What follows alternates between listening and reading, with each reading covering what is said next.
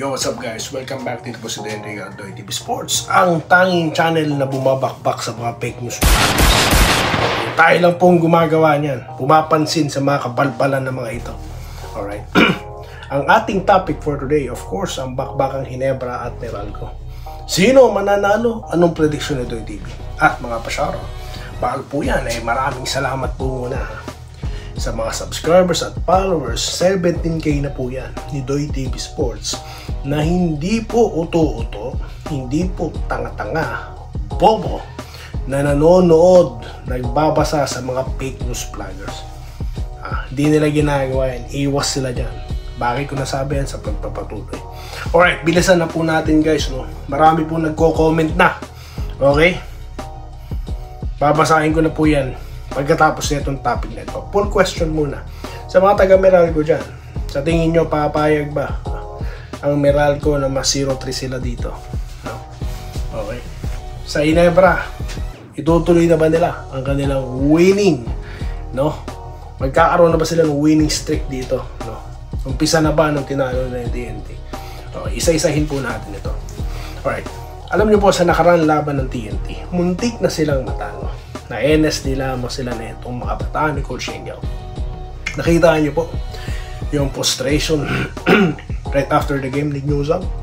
No? Yung gigil na yon, sigurado po ako, no? Ibubuhos nila dito sa laro na ito. Nakita nyo yung gigil ni Kailan dito? Pinakitaan niya si itong si pangalan nito. Itong si Hodge. Okay.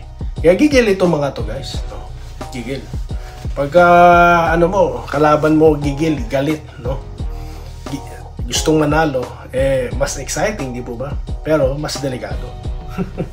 On the other hand, sa Ginebra guys, no? Tinalo po nila yung TNT. Alam naman po natin ng TNT, no? Laro niya mga yan, 3-point shot. No? Pero hindi po yun ang TNT na kalaban nila. No? Hindi. Iba. Okay? Kaya huwag masyadong magpakampante. Pwede nyo ring sabihin sa akin, bakit kasi ginandahan nila yung depensa nila eh. Binantayan yung 1-2 combination nila na si Optana, Pugoy eh. Kaya yan ang nangyari. So, pwede din yun, no? Ipagpatuloy lang yan guys, no? Yung execution nila, yung mga players nila na inspirado, lalo na yung mga bagong recruit. Si Torres, no? Na stretch 5, nakita nyo naman. Hindi na pwedeng magtagal sa loob yung sentro, kailangan sundan na si Torres dahil titirakan ng 3-point shots. Tapos masipag pa, may offensive rebounds, pumupuntos pa. Di ba ba? Still, 7 points last game, no? Sigurado gigil din ito eh, no? Di ba? Gusto ring manalo, magpakita, alam nyo na, rookie, no? Kaya kung sino po magandang execution dyan, siya po mananalo dito. Dahil alam naman po natin ng Meralco, halos magkapareha sila ng TNT, of course, Coach Nenad, no? Alam naman natin international type of play niya, no? Run and gun din, no? Okay? Kung makita nila yung mistakes ng TNT, i-correct nila sa play nila dito sa Meralco, no? May chance yan. Pero sa Ginebra, kung itutuloy nila yung momentum, yung ginawa nila sa TNT, kaya hindi nakascore ng TNT game, itong na TNT, sigurado po sila mananalo dito. Yun lamang po masasabi ko dyan. Alright? So, yan po. Yan.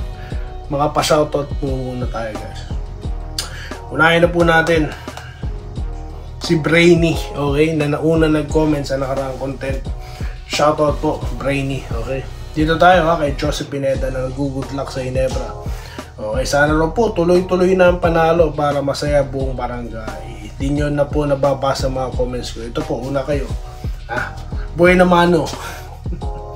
Dito tayo kay Surprised Azalea Flower. Naglipanan na naman ang mga inggiteros at inggiteras sa Ginebra. Nagalit at bakit daw pinayagan agad ang trade. Samantalang yung sa Converge rejected. Takot makuha ng quality players ang Jinx sa 22-7 pa naman yun. Ang daming umiiyak agad. Alright. Natopic na po natin yan, no? Yung argumento po nila, no, na pinayagan, I'm with them, okay? Pero yung when you're going to talk about validity of trade ng Ginebra at sa Terra Firma, no? Para sa akin valid yan kasi Maverick Ahanmisi po pinag-uusapan natin dito, no? Alright, tapos may Aljon Mariano pa at Terra Firma, sabi ko sa inyo noon, di ba, gusto ko na nga mabenta yan dahil mukhang wala naman talagang planong ano yan maging champion team yan, di po ba? Wala na tayong magagawa. Kung gusto nila i-trade yung kanilang first round pick, no? Nasa sa kanila yun, no? So, di ba? So, yun po yun. So, balance po ako dyan, no? Okay, dito tayo. Josibo. Panloloko ang ginagawa ng iba. Kung totoong na-trade sa Gypsy Ahanmisi at ang trade ng Converge ay hindi na-aprobahan, ay masasabi ko na PBA daw po ay joke. Sangayon sa kanya, pwede palang gawin lahat ng team ang ginawa ng trade. Okay. Dito po tayo kay Freddy Sagop. Bias ang SMC sa trade, hindi patas sa mga team. Pag walang farm team ang SMC, wala daw pong binatback. Yan, sabi po niya. Babasa lang po ako babasahin ko lang comment nyo, sir Ayoko nang sundan. Okay, fake news ba yan? Ano yung fake news, Atan? Ano yung sinasabi mo? Pakiklaro nga po. Marami akong sinabi Alin po doon? Kasi comment lang ako dito no? So pag sinabi niyo pong nagko-comment, no? Iba po 'yun sa nagbabalita. No? Okay. Ano po doon sir? Archie na nagsasabing ingat daw po tayo. Kayo din po dyan, Sir Archie. Makarang salamat. Bunso Navela, pera-pera lang yan, idol. Kanya-kanyang diskarte lang yan. I agree, no? Kanya-kanyang diskarte kung paano ka. No? I agree. Di-diskarte ka ng ganito. No? Hindi lang ako nagdi-disagree kapag ka nanloloko ka na. No? Diba? Pag nagbabalita ka na hindi tama. Yun, doon ako hindi agree. Para lang makakuha ka ng mga viewers mo, no? Magki-clickbait ka. Doon ako hindi agree kasi po, no, nami-mislead yung iba Tsaka di rin ako agree sa mga pinapakalat po ng mga Facebook page ng mga admin na puro katangahan naman yung sinasabi nila. Tinapik na po natin sa nakaraan, di ba? Ayoko na ulitin, sayang yung oras. No? Tapos yung iba po, yung kinoment ng isang tao, ito twist nila, pasasamain nila kahit maayos naman po yung sinabi. Greatest example po niyan yung sinabi po ni Coach Yeng Yao, no, about kay Abarientos. Maganda yung sinabi niya, no? Pinalabas ng ibang mga vlogger para lang basahin yung nila, yung page nilang walang kwenta. Tinuwis nila. Buti na lang di pinatulan. Di naging issue. Kasi nga po, mas malaking issue ang Ahanmisi trade. Di ba? Dito tayo kay Ma'am Minerva Jaba. Okay na, good evening, no? Good luck daw po. Ganun din po si Sir Andesito Alantason, no? Cagayan Valley tayo ngayon, idol. Ganda ng laro. Okay na okay daw po sa kanya. Enrico Rivero. Mark James, good morning Doy TV. Pass out of Gusado family. Shout out po.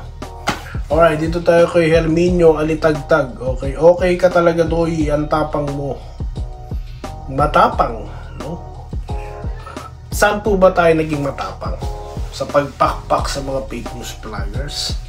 Sa pagkokomento po natin, no? Sa mga tawag dito, sa mga maling impormasyon na ipinapakalat, no? Alright. Sa pagsalungat natin sa mga kuro-kuro na nagmamarunong, tingin ko po hindi, no? Alam nyo po kung tataglayin ito ng marami, no? Magiging observe. Kasi ako po nag-o-observe ako no? Ino-obserbahan ko yung mga pinapalabas nila sa YouTube, yung kanilang Facebook, at marami pong pinababayaan na lang yan. Nagiging bad habit po yan ng karamihang mga Pilipino. Kaya po ang fake news, no? Kaya po ang mga misinformation talamak kasi po may mga naniniwala, no? Mga uto-uto, no? 'Di ba? Hindi na nga nagkatotoo yung sinabi nung vlogger na fake news. Pinapanood pa rin nila, no? 'Di ba? Talamak po 'yan. Kaya po ang mga politiko sa atin, mga magnanakaw na politiko, patuloy sa panluloko kasi nga po may mga nagpapauto. So yan po yung bad habit sa mga Pinoy, makaramihan pong mga Pinoy. So yun lang po, no? Hindi na, para sa akin hindi naman po ganong katapangan yan, no? Gusto ko lang po sanang maging maging aware kayo sa mga ganyang bagay. Ginigising ko ba kayo, no? Okay, pagka sinabi ko po tanga-tanga, no? Bobo. Magising po kayo. Aba, hindi ako yan. Patunayan mo. Patunayan nyo sa akin, no? Okay? Pinsan tama. Good day, kabayan. Doy, tamang impormasyon, hindi distraction ang dapat ibinabahagi sa mga taga-subaybay. Yan ang sinasabi ko. No? Yam! Unti-unti nang abot ni Torres ang sistema ni Con. All-out support ng ginagawa nila Scotty sa kanya. Swerte si Torres ngayon, napunta siya sa Jenkins at pagkakataon na niya maipakita ang potensyal niya. Basta sipag at tiyaga lang sa pag-workout na kahit walang team practice, sige lang siya. Huwag matigas ang ulo at sumunod sa mga advice ng pioneer teammates niya like Chapet at lalo na kay Scotty na siya ang team leader, ang team captain. Isa o dalawa lang nag-need ang Jenkins kapalit kaya Messi at Mariano kung may trade man sila. Na-trade na po. Salamat po sa mahabang comment. Medyo hiningal si Doy TV lang. Hindi tayo kay Jesse Vasquez. Tama ka na future players ang kailangan ng Ginebra. Kaya nakakasiguro ako na madaming malalakas na players na mag-apply sa 2027. Naku po, magkakara-kara kayo mga yan. Bunso na Bella. Ayan, nabasa ko na. Kay Ma'am Irene Quiles, Sir Ramil Raimundo, okay, si Sir Wenceslao Hapon, okay, at sa marami pa po nating viewers dyan, okay, Sir, yung taga dito, taga Victoria, Sir Mark Dominguez, alright, shoutout sa'yo. So yan po, magbabalik po tayo pagkatapos po na lang ng Ginebra, Meralco, no, mag-update tayo. So yun lamang po guys, maraming salamat sa inyong panonood. Magkikita-kita po tayo sa sunod na video content. Dito lang ako sa Daily Sports. Muli, maraming salamat sa patuloy ng panonood. Stay safe guys. Salamat po sa panonood. Subscribe na para sa mga susunod na basketball at boxing videos.